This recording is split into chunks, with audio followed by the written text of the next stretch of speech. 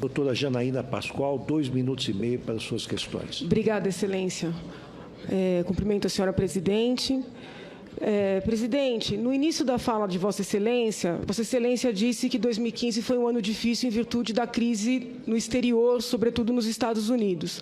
Eu gostaria de saber se Vossa Excelência poderia explicar por que o Chile, o Peru, o Paraguai, a Bolívia e o México cresceram, apesar desta mesma crise. Em que medida essa crise atingiu o Brasil e não atingiu estes países? Também gostaria de saber de Vossa Excelência por que não foram feitos cortes em 2014 e foi feito um corte histórico em 2015. Eu pergunto isso porque nós juntamos aos autos algumas matérias jornalísticas que mostram que o ministro Mantega teria aconselhado Vossa Excelência a fazer cortes em 2014 e que Vossa Excelência teria dito que não o faria porque isso prejudicaria a reeleição. E muitas testemunhas de defesa ouvidas nos autos confirmam que, comparando-se os cortes feitos em 2014 com os cortes feitos em 2015, os de 2015 são muito mais elevados. Então, gostaria de saber de Vossa Excelência por que estes cortes, que, ao que tudo indica, eram necessários já em 2014, não foram feitos. E aí, até faço referência à fala do próprio ex-ministro Nelson, que disse que os cortes feitos em 2015 fizeram de 2016 um ano menos difícil. E ele mesmo reconheceu que, se tivessem sido feitos cortes em 2014, 2015 também não teria sido um ano tão problemático. Para finalizar, novamente cumprimentando Vossa Excelência, só queria fazer um registro por questão de justiça. Quem lidera este processo é Dr. Hélio Bicudo, que foi membro do PT durante muitos anos. Então, só por uma questão de justiça, inclusive com a senhora Maria Lúcia, que é filha do doutor Hélio aqui presente, que eu acho que está aqui representando toda a sociedade que nos apoia, eu gostaria de esclarecer isso para Vossa Excelência. Muito obrigado.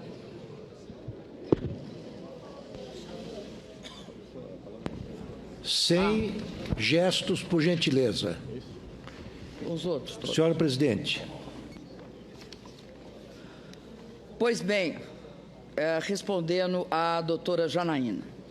Doutora Janaína, eu sinto informar a senhora, mas, por todas as estatísticas disponíveis no Brasil, a crise não começa em 2014. Ela se intensifica no final de 2014. E isso fica claro, por exemplo, quando se olha, por exemplo, me dá aqui as estatísticas, que elas não estão aqui, por favor. Vamos ver se eu acho. Quando se olha, por exemplo, eu sei de cabeça, a queda no preço das commodities agrícolas, elas se intensificam a partir de outubro. Se tem uma queda bastante significativa. O índice CRB é o índice de todas as commodities. Percebe-se que é aqui que começa a queda. No ano de 2014, que começa aqui, 1º de janeiro, você não tem uma queda forte, a não ser a partir de outubro. Não é eu que estou dizendo isso, isso são dados reais. Portanto, não só esse, mas, por exemplo, o preço do petróleo, o WTI, você tem o WTI e o Brent. Eles vêm altos e começam a cair. E a queda se aprofunda vertiginosamente em janeiro.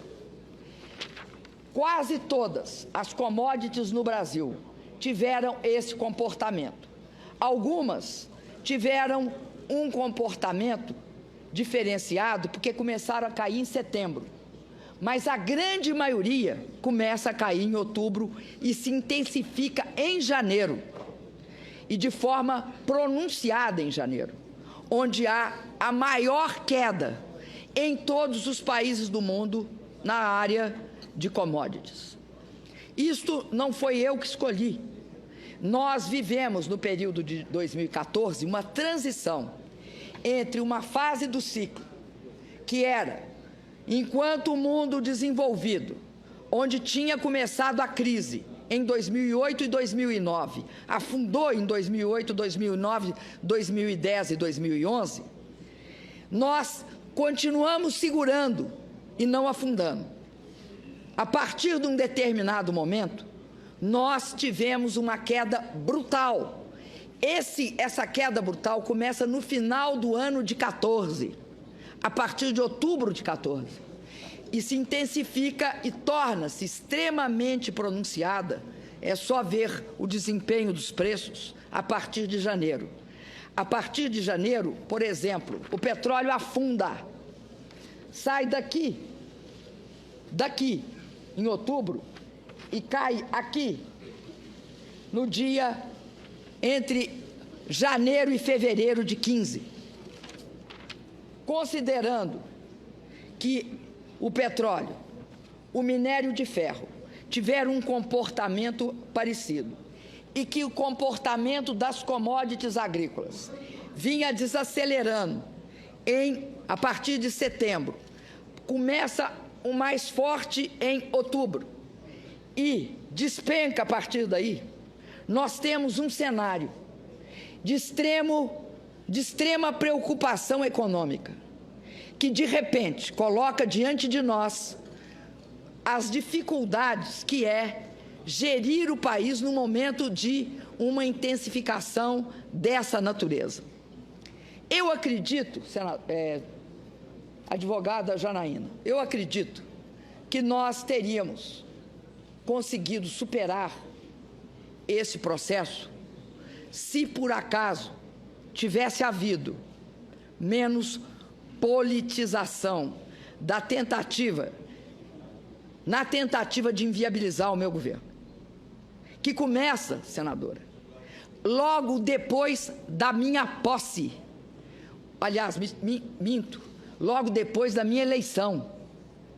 Logo depois da minha eleição, eu passo a responder por vários questionamentos e se acentua profundamente ao longo do ano.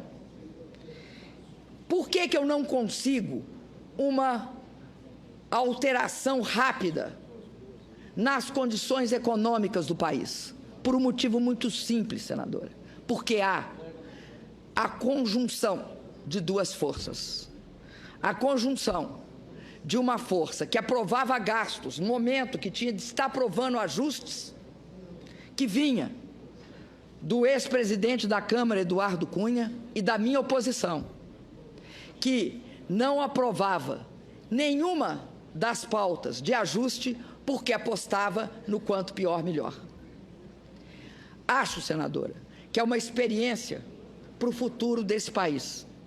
Diante da crise, é de bom tom que a oposição e a situação se una pelo bem do país. E depois que passar o momento mais difícil, volte a brigar quanto quiser.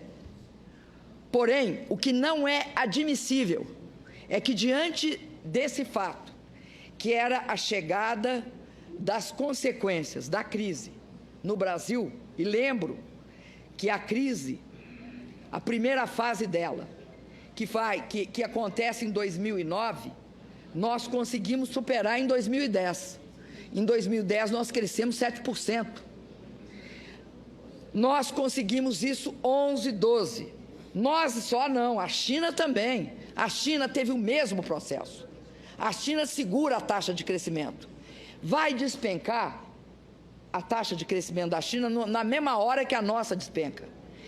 E ela passa de uma taxa de crescimento de 10% a 9,5%, 9%, para uma taxa de menos 7% hoje.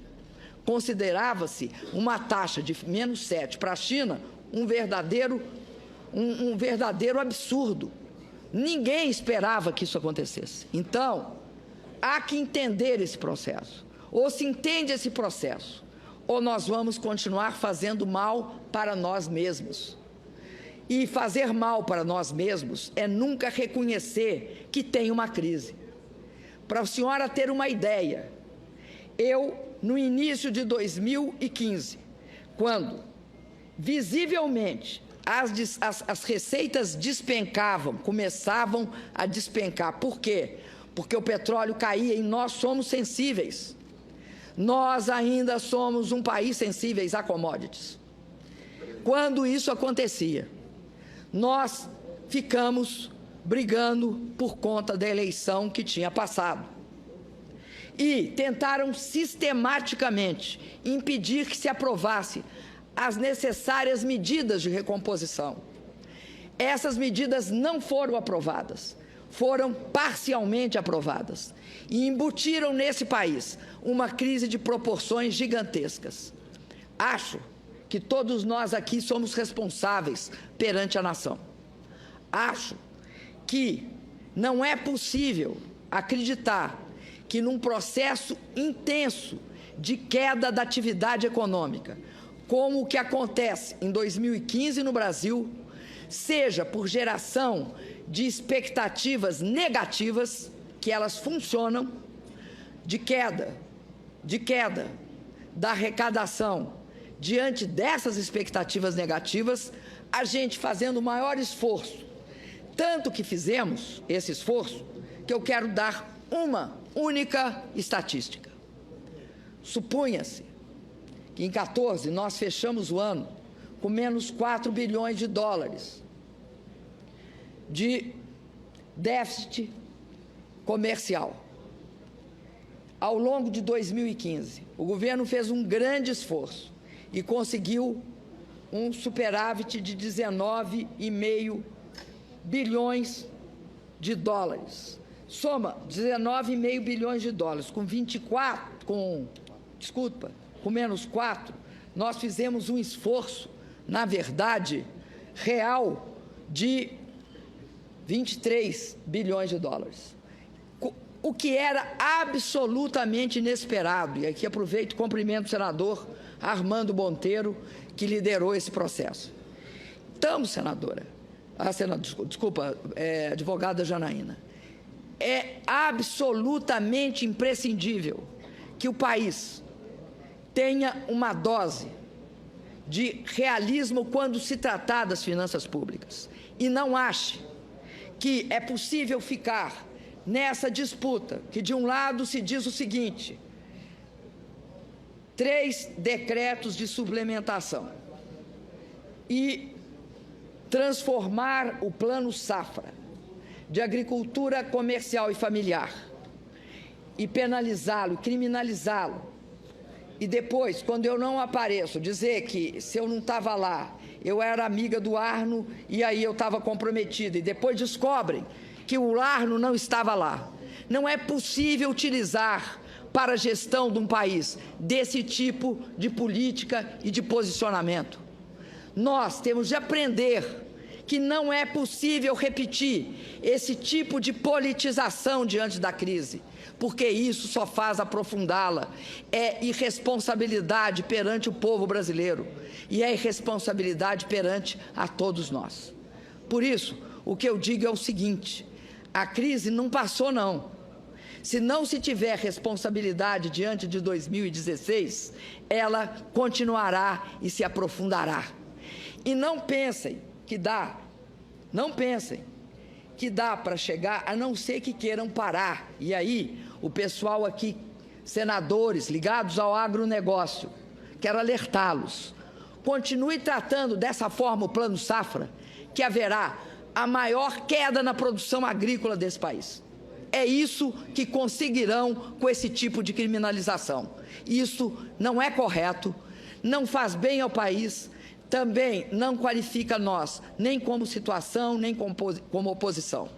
Tem momentos que nós temos de ter uma atitude proativa conjunta pelo bem do país. Agradeço a oportunidade que os senhores me deram. Sem aplausos, por gentileza. Sem aplausos.